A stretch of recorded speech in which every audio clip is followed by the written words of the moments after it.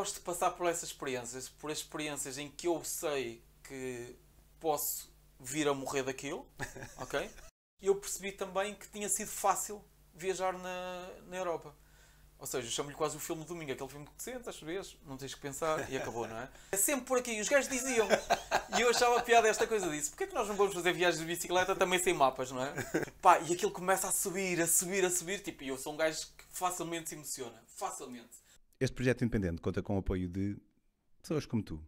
Considera apoiar em patreon.com/metamorfoseambulante. Olá, bem-vindos à Metamorfose Ambulante. Hoje temos aqui, finalmente, o Rafael Polónia! Finalmente. Yeah! O Rafael Polónia vai-nos falar sobre uma experiência... Para já, se calhar, até vamos abordar um bocadinho, ou desmistificar aquela ideia que há que uma pessoa, para ser espiritual, tem que ser religiosa. Até porque o Rafael vai-nos falar de uma experiência profundamente espiritual que teve na Síria, a meio de uma grande viagem de bicicleta de Portugal até Macau. Fiquem por aí, vão curtir. Rafa, finalmente, um gosto de ter-te aqui. Finalmente, após anos. Após muitos anos. Eu tinha perguntado, quando comecei a Metamorfose, perguntei ao Rafa se ele tinha assim, algumas histórias fixes para nos vir contar. Ele, não sei, acho que não tem assim nada especial. E depois, a semana passada, fomos à Feira do Livro e ele contou lá uma história que eu fiquei assim, tipo, que fixe, que bonito. E acho que vale a pena dizer, e tu sabes isto de certeza, mas acho que para ficar registado, talvez se não fosses tu, eu não tinha feito a minha viagem de bicicleta de Portugal até a África do Sul. Minha viagem mais marcante da minha vida. Porque nós estávamos Em Lisboa, talvez em 2012. Não, porque eu estava prestes a partir. 2013, 2014. 2013, eu parti no início de 2014 e eu tinha a ideia de ir fazer a minha viagem de... Queria atravessar a África, mas pedalar em África é muito perigoso. E então eu ouvi o Rafael e a Tânia a falarem da viagem deles e lembro-me, tu estavas no palco, acho eu, tu falaste ao mesmo tempo que a Tânia? Ou falaste sozinho? Eu falei ao mesmo tempo que a Tânia, sim. Eu falo mais que a Tânia, geralmente. Não, já sei. Era o... Ou seja, tu já tinhas falado, estava o Idílio a falar, e eu lembro disto, tinha aquelas memórias marcadas de olhar e dizer, eu gostava de fazer também, mas África acho que não dá. E a Tânia disse, claro que dá. E eu pensei, claro que dá. E deu, e acabou por ser a minha introdução. Foi no encontro de escoteiros, acho eu. Foi no encontro nacional de escoteiros, em que foram bué de viajantes falar 20 minutitos. Sim. Mas tu sempre foste da viagem da bicicleta, ou foi uma cena que te apareceu? Não, eu nunca fui de viagens sequer. Eu nunca fui de viagens, aliás, contando um bocadinho aqui a história, eu acho que, como dizia também outro dia na Feira do Livro, eu acho que até olhava um bocadinho para o pessoal que andava a viajar como pessoal um bocadinho marginal. Eu acho que toda a gente parte um bocadinho deste preconceito quando tu invejas algo ou não percebes algo, tens sempre aquela coisa de aquele gajo deve viver à conta dos pais, ou deve ser rico, ou qualquer coisa assim do género. E o facto de viajar muito tempo seguido, para mim ainda era mais estranho, porque nós cá temos aquela formatação de nós estudamos, vamos trabalhar, arranjamos um emprego, temos o nosso trabalho, criamos uma família, temos a nossa casa, e portanto as férias são 20 dias, 22 dias, 24 no máximo, e nós ficamos por aí. Portanto, isto era a minha perspectiva de vida, para quem nunca tinha saído da aldeia, não é? Mesmo assim, tu que já tinhas uma vida bastante alternativa, não é? Eu tinha uma vida mais ou menos alternativa. Eu acho que a minha vida começou a ser alternativa quando os meus pais perceberam que eu não queria estudar aquilo que eles queriam que eu fosse. Que era economia. Quando eles perceberam que eu não queria passar o meu tempo com um gravata ao pescoço, num banco ou em qualquer lado. Não é? Buscado ao contrário. Pronto. E eles perceberam isso no fim do meu 12º ano. De 2 vezes que eu fiz 12º ano. Portanto, eu fui tirar uma terceira vez. Eu tenho um bacharelato em 12º anos. E, portanto, eu fiz 2 vezes 12º ano, uma em Economia, outra em Comércio Externo, numa escola profissional, e depois fui finalmente estudar aquilo que eu queria, que era Fotografia. E no momento em que eu me inscrevi no curso de Fotografia na Academia Contemporânea de Espetáculo, no Porto, o curso de Fotografia não abriu nesse ano. E eu acabei por estudar teatro sem nunca ter visto teatro antes. E acabei por estudar técnicas de palco. Nunca tinha visto um espetáculo de teatro. Nunca tinha ido e achava que o teatro era uma seca. Então, mas o que é que te deu? Foi mesmo uma Já lá estava, já estava inscrito, não ia voltar para trás, não ia procurar, estava cansado e de andar sempre a mudar de curso para curso, e acabei por estudar técnicas de palco, mais ligado à iluminação de espetáculos. Depois acabei por me especializar noutra área, mas foi ali que eu estudei durante 3 anos. No segundo ano comecei logo a trabalhar e depois acabei por não ir para a universidade e continuar como profissional de teatro. E pronto, e basicamente isto foi a minha formação. E depois, só quando eu estava no Teatro Aveirense em 2004, eu tinha uma relação amorosa, portanto a minha namorada, com 8 anos, já de namoro, e a coisa, eu achava que aquilo ia ser a mulher para a vida, não foi. E eu naquela altura, que foi o primeiro choque assim amoroso da minha vida, disse, isto bateu forte, tenho que ir para longe, esquecer isto, e acabei por fazer a minha primeira aventura marginal, que foi pegar no carro com um amigo meu, que agora é o nosso designer, por acaso, Da Landscape. da Landscape. O Rafa que é o André, é um dos manda-chuvas da Landscape. sim, que é o André Cruz, e fomos os dois para a Croácia de carro, assim, sem planear nada. Aliás, na altura ainda era preciso passaporte para entrar na Croácia, e nós fomos 2 dias antes para o Porto tirar um passaporte urgente para conseguirmos ir para a Croácia. Ok. E pronto, e fomos um mês, e quando cheguei foi naquela de, ok, isto abriu-me aqui alguma coisa, vou ter que fazer mais. E despedi-me quando entrei no teatro, portanto eu estava a gozar as minhas férias no teatro, despedi-me, fui para a Noruega, fui para uma escola ligada ao voluntariado, para a Humana, para a Humana People to People, sim, que eles têm várias lojas de roupa. Humana? Sim, pronto, e estive lá durante, não sei se foram 3 meses, foram 4 meses, na altura do inverno, foi brutal, porque eu vivia na montanha, auroras boreais por todo lado. Nunca vi. Pronto, tinha bué da pessoal que vinha de todo o mundo estudar para aquela escola, e o projeto eram 6 meses naquela escola, 6 meses em África e mais 2 meses a ensinar novas pessoas que vinham. Opa, não correu como eu esperava, mas abriu muitas portas, muita gente que eu conheci. Fiz muitos survival trips no meio da montanha, em que eles nos mandavam para o meio da montanha sem nada e nós tínhamos que nos desenrascar a dormir, a comer. Ir para a boleia, para a Suécia, onde tínhamos que nos desenrascar a comer, a dormir, não tínhamos dinheiro, todo o dinheiro que gastássemos era do nosso bolso. E portanto isto, eu era um puto, ainda sou um bocado tímido, apesar de poder não parecer. E portanto para mim ir para a rua... O que é que isso quer dizer para ti, tímido? Opa, tímido era um miúdo que eu, se estivesse num grupo quando tinha pai 16 ou 17 anos, cheio de espinhas na cara, num grupo de amigos em que chegava uma miúda, naquela altura, adolescentes, não é? Em que e eu não conhecia a miúda de nenhum lado, e alguém me dizia assim, olha Rafael, esta é a X, e eu era capaz de largar um pingo na cueca, de tão envergonhado que eu ficava. Tipo medo de insegurança. Opa, eu acho que era um bocado de insegurança, aquela coisa de ter sido sempre protegido pelos pais. Nunca fui um puto de... Eu costumo brincar a dizer que fui um sem infância, ou seja, brincava, mas não era uma coisa muito. Passava a vida a ler enciclopédias, a ler livros de história, porque eu queria ser arqueólogo. E portanto passei muita... Eu lembro que com 17, 18 anos a minha mãe dizia, pá, sai de casa, vai sair. E eu naquela, ei, que chato sair de casa e não sei o quê. Pronto, ou seja, aquele mundozinho em que tu vivias também estava à segurança. Tudo que saía um bocadinho daquele mundo era um risco, não era? Era uma coisa tipo... Pronto, eu agora sou um bocado viciado nisso. Sou viciado na coisa de... Viciado, não sou viciado, mas dá-me prazer o desconhecido. Antigamente eu não gostava do desconhecido, gostava do meu conforto. Pronto, e acho que esta coisa das viagens, isto tipo à Noruega, depois de 6 meses para a Índia sozinho, despertou-me aqui alguma coisa tipo... Na Índia foste fazer... Fui viajar 3 meses e fazer voluntariado durante 3 meses. Sim, portanto, era a ideia que eu tinha quando fui para a Noruega. Acabei de voltar para a Noruega, fiquei 2 semanas em Portugal e fui Croácia, Noruega, Índia, sempre a escalar. Exatamente, e fiquei lá 6 meses. Estava lá na altura do tsunami, felizmente estava do lado certo, estava em Goa, porque se estivesse do lado de Tamil Nadu, se calhar já não estava aqui, não sei.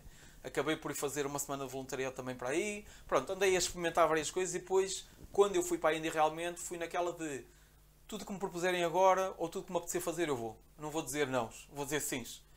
Pá, e tenho um bocado essa perspectiva ainda hoje em dia. Ou seja, só se estiver enrascado a nível de tempo para vistos ou tenho que chegar ali hoje, pá, se me convidarem para ir a algum lado eu vou. Pronto, é assim que as coisas acontecem. Sim, eu continuo a acreditar que as pessoas são boas. Aliás, como se calhar tu deves acreditar, e não vou acreditar que há pessoas más que me vou encontrar. Portanto, só vou encontrar pessoas boas. Se me vão convidar é porque têm alguma boa intenção nisso e me vão proporcionar algum tipo de experiência com isso. Se é boa, se é má depois, eu estou ali para analisar.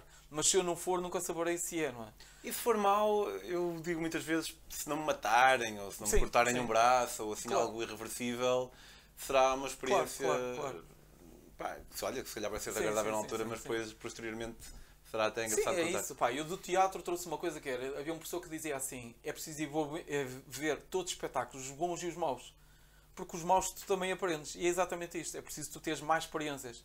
O Gonçalo M. Tavares, que é o meu escritor favorito, tem uma frase na tese dele de doutoramento que diz: uma pessoa que nunca esteve doente não pode ser feliz. Ou seja, porque se tu nunca passares por o lado da merda, não é? Nunca vais saber o que é felicidade. Ou seja, tens sempre aquela coisa de tu precisas estar cá em baixo para saber o que é estar lá em cima. Se estiveres sempre lá em cima... É engraçado te falares disso porque eu precisamente tenho andado a ter esta conversa também. Eu li há pouco a Happiness Hypothesis do Jonathan Haidt, não sei se já ouviste falar. E ele fala da adversidade. E isto parece um exemplo um bocado estúpido, mas eu, com o meu filho, Noé, que vai fazer agora 1 ano, se a qualquer momento me dissessem, eu estivesse a caminhar e me dissessem assim: queres que o teu filho torça um pé agora? Eu ia dizer: não quero que ele torça um pé agora. Mas se me perguntassem: queres que o teu filho torça um pé um dia? Sim, quero. E quem diz, obviamente, quem diz torcer um pé diz qualquer coisa, porque não é que se calhar a pessoa não possa ser feliz sem a adversidade.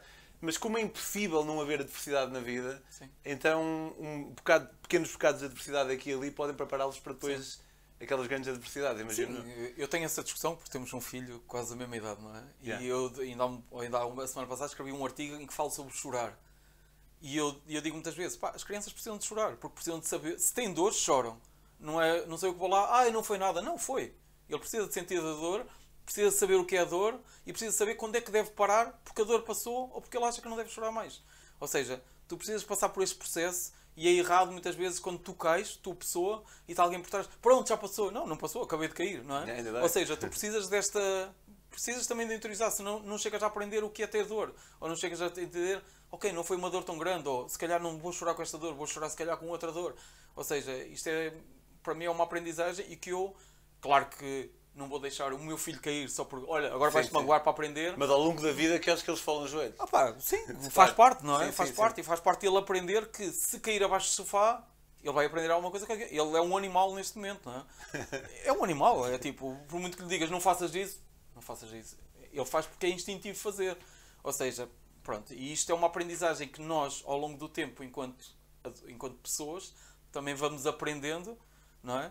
E há coisas que tu não fazes porque depois é só estúpido, não é? E há coisas que tu fazes porque dizes assim: vamos lá ver, não sei o que é que vai acontecer. E a viagem há 1000 adversidades que parecem que são adversidades e depois vai haver e não são. Mas de vez em quando já aparecem essas que acabam por também. Eu gosto de passar por essas experiências, por experiências em que eu sei que posso vir a morrer daquilo, ok? Mas digo assim, se calhar não. Há experiências, até estava, não sei se contei esta história outro dia, que a mim dá-me imenso prazer multidões. Porque as multidões, num segundo tudo corre bem, mas num segundo tudo pode correr mal.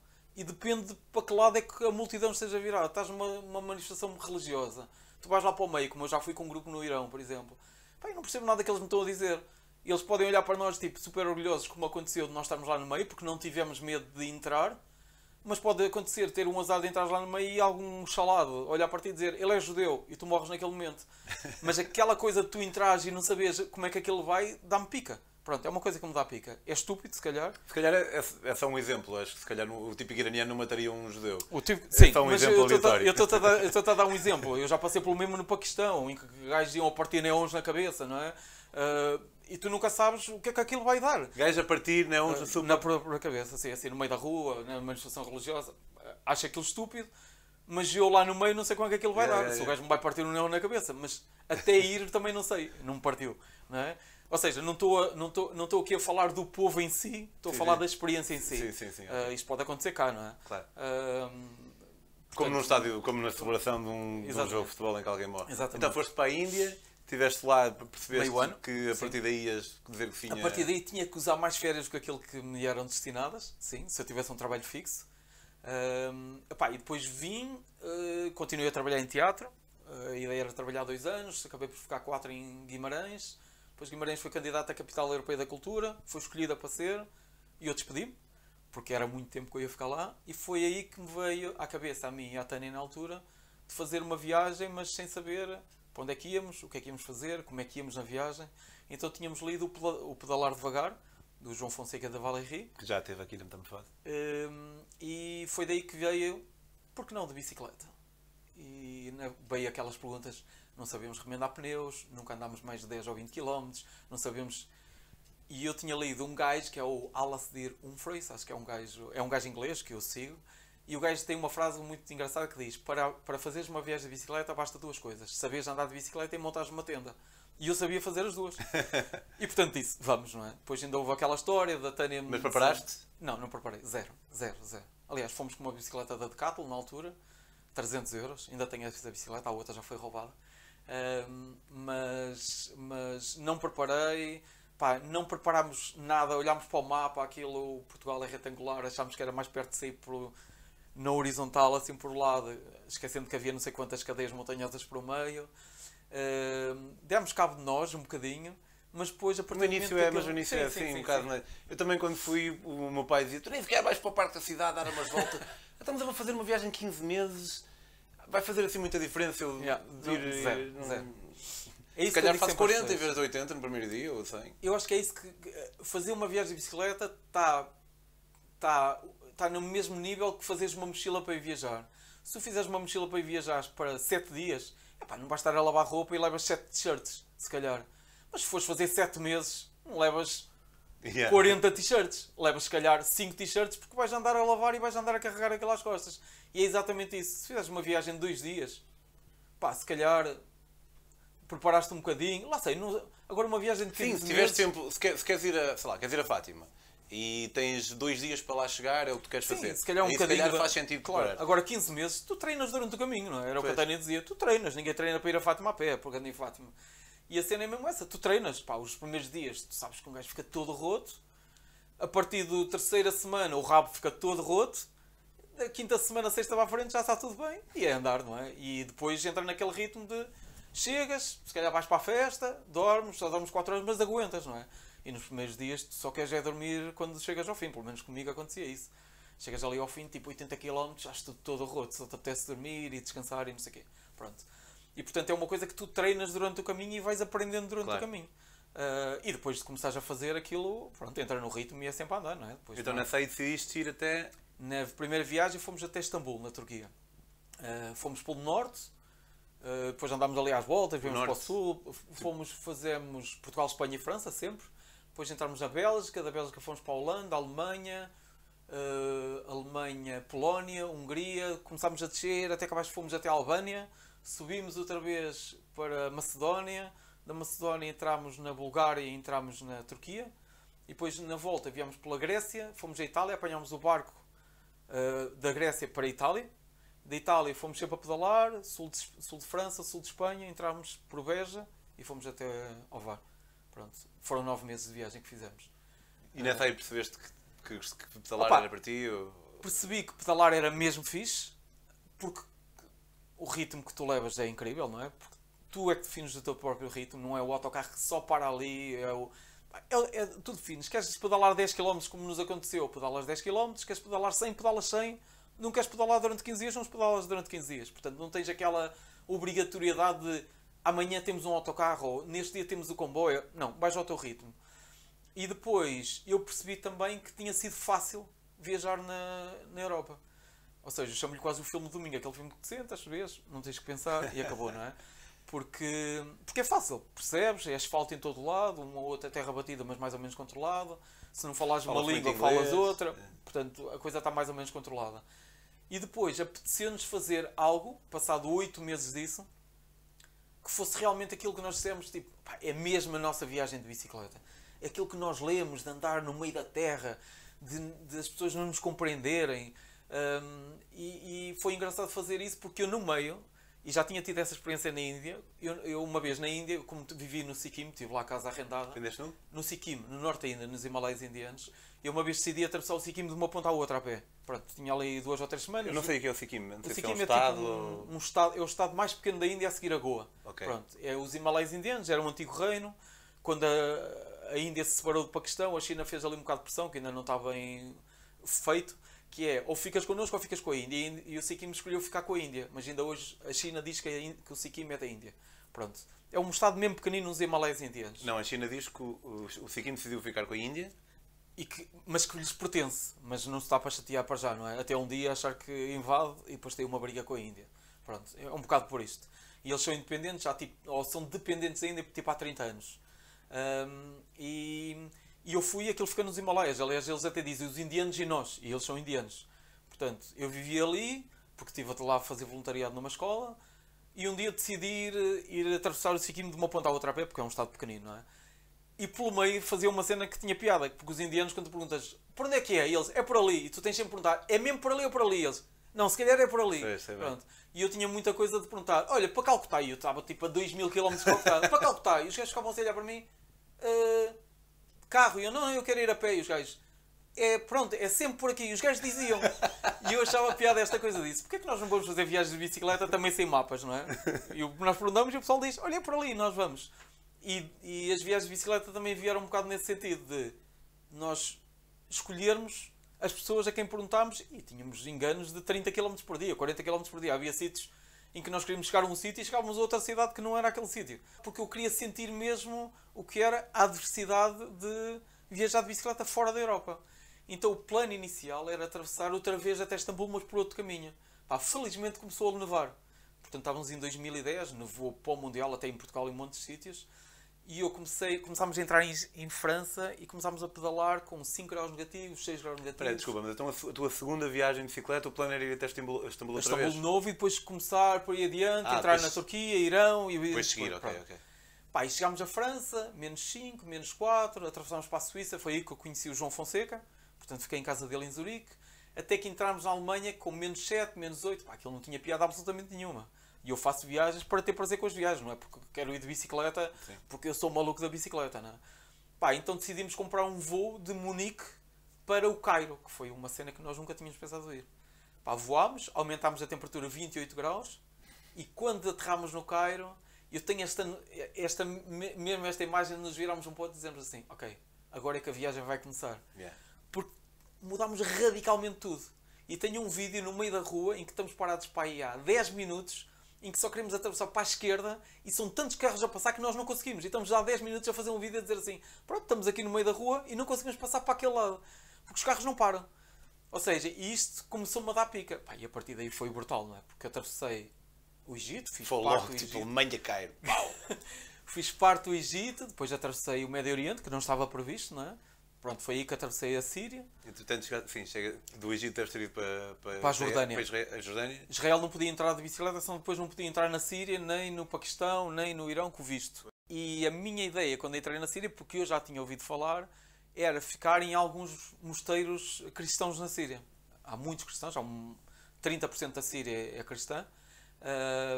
E eu decidi ficar em alguns mosteiros. Porque eu sabia que nos mosteiros tu podias ficar gratuitamente desde que desempenhasse alguma função. Limpeza, ajudar na cozinha, pronto. E tu eras religioso?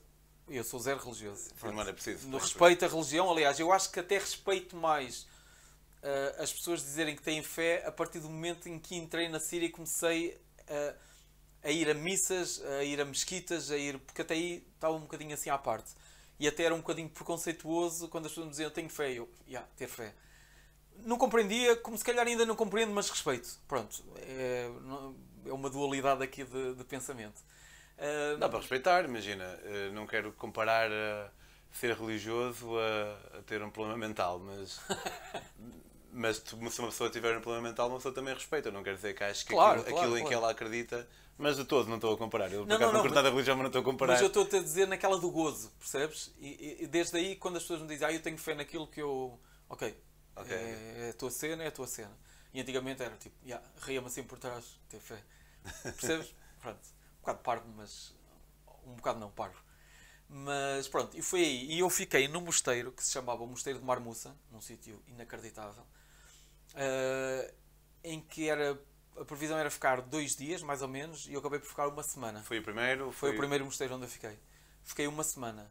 Pá, e chegou pessoal de muito sítio mesmo nessa... Era mesmo muita gente, uns que iam a pé para Jerusalém, outros que iam a pé para a Índia, outros que iam a pé para não sei onde, uns que vinham de bicicleta, ou seja, estrangeiros lá devíamos ser para aí 20, 25. Pronto, raparigas de um lado, a dormir, rapazes do outro, mas durante o dia estávamos todos, íamos à missa às 7 da manhã e à missa às 7 da noite. E eu adorei esta experiência, eu disse assim, pá, daqui para a frente, todos os mosteiros que eu apanhar, vou começar a ir, não só aos mosteiros, mas sinagogas, mesquitas, igrejas noutros sítios, pronto. Foi aí que eu já era um bocado interessado pela religião, mas foi aí que me despertou o interesse por perceber mais a religião. E encontrei-me com um padre francês que vinha já de uma terriola perto de França para Jerusalém a pé. E o gajo disse-me que no mosteiro que ele tinha passado 2 dias antes, ficava a 70 km, o mosteiro de Cara, que era um mosteiro católico romano, acho eu, sim, que havia uma freira portuguesa. E eu disse, pronto, é aí que nós vamos parar a seguir, porque aquela curiosidade de encontrar alguém. Pá, e fomos lá, quando entramos no mosteiro, o mosteiro era fortificado por fora, espero que ainda seja, ou que ainda se mantenha em pé. Depende do sítio onde está. Sim, depende do Daesh, porque eu sei que, por exemplo, o padre que estava responsável pelo mosteiro anterior acabou por ser assassinado pelo Daesh. Portanto, um padre italiano que lá estava. E entrei nesse mosteiro e depois disse, eu sei que há uma freira portuguesa, nem sei como é que ela se chama, não me lembro. E foram chamá-la. Pá, e quando ela veio, ela tinha 30 e poucos anos. E ela, oi, o que é que vocês estão a fazer aqui? Mesmo assim, pá, e ela acho que era ali da zona de Viseu. Começámos a falar, porque estamos a fazer esta viagem de bicicleta. E ela, super loucos, não é? Aquela coisa, onde é que vocês vão? Olha, venham. Então deu-nos um quarto onde ficámos. E nessa noite, eles tinham convidado, portanto, estes católicos tinham convidado uma comunidade ortodoxa do Líbano para vir celebrar um fim de semana de paz dentro do mosteiro. E eu, pronto, é capaz de ser engraçado isto, sem pensar o que é que iria acontecer, não é? Pá, e nós preparámos o jantar, portanto era bué da gente, estávamos para aí 30, 40 pessoas, bué da gente a cozinhar e a cortar os legumes, e aquela cena que é uma cena que eu gosto, este sentido de comunidade. Estava na altura um belga lá, 20 e poucos anos, e um americano, que estavam ali no mosteiro a viver para serem monges um dia, pronto. E às 6, 7 da noite, essa freira portuguesa vem dizer, olha, nós vamos agora celebrar a missa, vamos todos juntos, portanto não vai ficar ninguém no mosteiro, se vocês quiserem vir, podem vir connosco. E eu, claro, que queria passar uma vez mais por essa experiência. Então eu lembro de entrar só com a minha câmara fotográfica, não é? Que também era a câmara de filmar, e eles nos darem uma velinha, pequenina, fininha, e eu acho que a igreja era uma coisa assim meio esculpida na rocha, assim comprida. Eu acho que não tinha luz nenhuma, se tinha eram velinhas penduradas e cada pessoa que entrava levava uma velinha fininha para iluminar o espaço. Pá, eu encostei-me assim a um cantinho, porque não fazia parte daquilo, não ia rezar nem nada. Pá, e o padre às tantas só para o altar, ou assim um altarzinho pequenino. Estavam umas crianças à frente, depois a comunidade toda, tudo misturado, freiras com comunidade libanesa e não sei o quê. E às tantas começa o padre lá a falar árabe, eu não percebo nada, mas a celebrar a missa. Pá, e às tantas aquilo começa-me a mexer porque um gajo libanês estava encostado à parede com uma Bíblia assim na mão, assim sempre a olhar para o céu, parecia que estava a ver Deus. Começa a dizer, ele dizia qualquer cena e o gajo, aleluia, era a única coisa que eu percebia, não é? E o gajo, aleluia. E o gajo, passa um bocado o gajo, aleluia. E aquilo começava a ganhar ali. E às tantas o americano que lá estava, eu tenho fotografias dele, o gajo cai no chão de joelhos, põe assim os braços para o ar e começa, aleluia, aleluia. Mas o gajo a falar... Cada um estava a fazer a sua cena. Opa, não, o gajo estava a falar, mas cada um entrava, parecia que estava a entrar no seu transe. E o gajo no chão, o gajo a falar, lá o padre estava a dizer, e o gajo, aleluia, aleluia, só respondia isto. E eu tipo, uau, o gajo está um bocado ali a entrar, a chipar. E o gajo lá encostado, tipo, a olhar, aleluia. E às tantas aquilo começa a entrar, ele a falar, as pessoas entram, porque também rezam, não é? Eu nunca vou à missa, portanto, tem aquela coisa que nós também repetimos, e não sei o quê, eles repetiam. E às tantas os gajos começam a cantar, as pessoas estão falando, começam a cantar uma música em árabe. Uma música qualquer, devia dizer, Jesus veio à terra, blá blá, suponho eu, não é? Começam a cantar, e aquilo começa a entrar numa cena super alegre, de festa. Eles, todos a dançarem lá dentro, não sei o quê. E o gajo sentado no chão, aleluia! E o gajo belga olhava para mim e ele, aleluia! E o gajo encostava, e às tantas estavam lá as mulheres, que são árabes, não é? A olhar para mim, já são árabes, eu já vou falar disso. E começavam a olhar e começavam a fazer aquela cena árabe que é o e a música começava com os aleluias, com o gajo a olhar para mim, aleluia, e as mulheres e aquilo começa a subir, tipo, e eu sou um gajo que facilmente se emociona, facilmente. E então com cenas religiosas eu emociono-me mesmo muito. Gosto de sentir a tensão e a emoção que as pessoas se calhar estão a sentir, quase que passa para mim e eu curto essa cena. Eu às tantas disse, não, eu vou ter que filmar isto. E pego na câmara, com a velinha na mão, com a câmara na outra, aqui a crescer de emoções naquela cena em que tu começas a trincar os lábios para não chorar, não é? E eu começo a ir por meio da igreja, assim, a filmar e aquilo tudo, entrar naquele ênfase, e aleluia, não sei o quê, e as mulheres, pá, e às tantas há uma senhora que me mete a mão nas costas, e eu olho para ela, naquela, estou a fazer alguma coisa errada, e ela diz assim, se tu quiseres tu podes chorar. E eu, chorei, mas chorei, que pá, esquece, uma cena assim mesmo. Esquece, eu chorei, eu acho que tipo aí 10 minutos a chorar. E eu chorei e depois senti-me mesmo na altura. E lá está, mais uma vez, preconceito contra nós próprios, a cena do choro. Não chores porque és homem, porque, não é? Porque os adultos. E eu às tantas vi-me andar por meio da igreja. E às tantas o padre salta para a frente, sai do altar, dá a mão aos putos e começam a fazer uma roda a dançar à frente do altar. Pá, e aquilo tudo a acontecer ao mesmo tempo, que ele parecia a Disneyland dentro. E eu às tantas a filmar, a chorar, e eu assim. Devo sentir-me um anormal aqui no meio, a chorar, a rir, mas chorar ao mesmo tempo, tudo a cantar, alta festa, pá, e aquilo foi possivelmente as experiências mais brutais da minha vida, mais brutais. E a partir daí eu nunca mais, sempre que tive a oportunidade, deixei de ir a algum sítio religioso ou a alguma manifestação de religiosa só porque digo, não, eu não vou fazer, não, eu vou. E já tive em mesquitas nas sextas-feiras de reza, que é brutal, numa sinagoga nunca tive. Mas vou, por exemplo, a missas no Vietnã. Vais de propósito? Vou de propósito para ver como é que é. Como é que as pessoas chegam, como é que as pessoas se orientam lá dentro, o que é que as pessoas fazem. Por exemplo, uma das coisas que eu senti e que me explicaram é que antigamente as igrejas não tinham bancos. Os bancos é quase uma coisa ocidentalizada, não é? Quando nós já não tínhamos flexibilidade, não nos queríamos sentar no chão. As igrejas, por exemplo, em Marmuça, era um tapete, tirávamos os sapatos à entrada, e assim como fazemos nas mesquitas, e os padres vão ao chão fazer isto como fazem nas mesquitas. E eles dizem, isto é o princípio da religião católica. E o Deus de um é o mesmo. O Deus de um árabe, o Deus cristão de um árabe, eles dizem Allah. Sim. Allah quer dizer Deus, não é o nome de Deus. E é engraçado isso porque há um bocado quando eu disse as mulheres árabes, as tantas da freira portuguesa dizem assim, pergunta aí às libanesas se elas são árabes, porque elas vivem naquela região, não é? E eu às tantas perguntei, olha, vocês são ali de Líbano? Sim, vocês são árabes? Eles, não, nós somos fenícios. Epá, e a última vez que eu ouvi fenícios tinha sido na escola primária. E às tantas estás ali tipo, uau, ok, tu enfrentas um fenício. Mas realmente os fenícios vêm daquela zona. Mas tu aprendes os fenícios na escola primária, nunca mais há Eu nunca falei com ninguém que me dissesse que era fenício. E eles disseram assim, não, nós não somos árabes, nós somos fenícios. Ou seja, nós já estávamos ali quando os árabes chegaram. É uma cena mesmo de marcar a cena deles. E isso é engraçado. E a Síria é engraçada porque, eu não sei se já estiveste na Síria alguma vez. Tivemos ao mesmo tempo. Pronto, não sei se viste o bilhete de identidade deles. Aí, não me lembro. O bilhete de identidade deles no canto tem um autocolante a dizer que religião é que eles são. Ou tem uma cruz, ou tem uma estrela, ou tem uma meia-lua, ou se forem de outra religião, tem o símbolo da religião a que eles pertencem. Portanto, não seres religioso ainda ou não teres uma religião não é uma coisa que eles compreendam muito bem. É tipo, como é que... Sim, especialmente na minha viagem da Ásia, porque eu não gosto de mentir, as pessoas diziam-me... Não gosto de mentir. Perguntavam-me qual era a minha religião, eu dizia, venho de um país católico.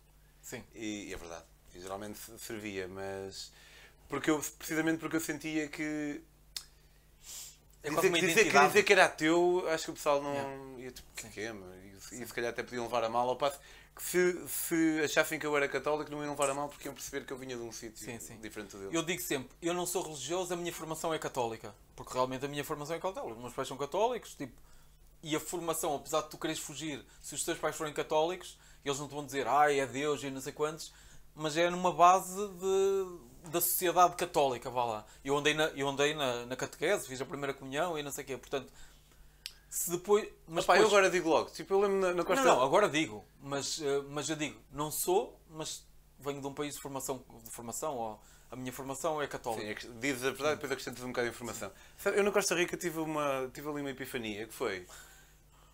eu pedia desculpa às pessoas por ser ateu. Mas isso quase. Sim. Tipo, a pessoa era muito religiosa, não leves a mal, mas... E depois pensei, não vou deixar... Porquê? Claro. Tipo, não faz sentido nenhum. Rafa, muito obrigado, foi espetacular, mesmo muito intenso. O Rafa voltará aqui à Metamorfose. Se quiserem seguir as suas inúmeras viagens, o Rafa, como eu disse, é um dos mandas-chuvas da Landscape e também é guia. Tu fazes neste momento... Cáucaso. Isto vai sair já, para a semana que vem. Okay. Portanto, neste momento ainda fazes... Ainda faço Sri Lanka, que vou deixar de fazer agora em julho. Cáucaso, em agosto, que vou manter para o ano. Uzbequistão, que vou manter para o ano. Viagem de bicicleta do Canal de Midi, que vou manter para o ano. São as 3 viagens que eu vou manter para o ano. E depois faço grupos privados. Por exemplo, este ano vou fazer Istambul, em outubro, com um grupo privado. Nós temos esta coisa dos grupos privados. As pessoas juntam em grupo, pedem para fazermos uma viagem àquele espaço ou àquele sítio. O Rafa faz vários destinos e aqueles que deixar de fazer também outras pessoas farão, como eu Sim. próprio, por exemplo, faço a Argélia e a Berlim. Se quiserem seguir então essas inúmeras aventuras, podem fazê-lo no Instagram em Rafael Poloni, suponho. E se quiserem apoiar a Metamorfose, além do Patreon, como eu referi no início, podem também fazê-lo comprando os meus livros. Tenho aqui este livro é sobre uma viagem de Portugal a Singapura por terra, 20.000 km à boleia, feitos por um gajo que nunca tinha andado à boleia. Portugal, África Sul, bicicleta, 15.000 km de bicicleta, feitos por um gajo que nunca tinha viajado de bicicleta. E do Panamá ao México, à boleia. Subscrevam o canal, partilhem, sejam patronos, façam essas coisas todas. Vemo-nos para a semana e, Rafa, vemo-nos para a próxima. Obrigado. Obrigado.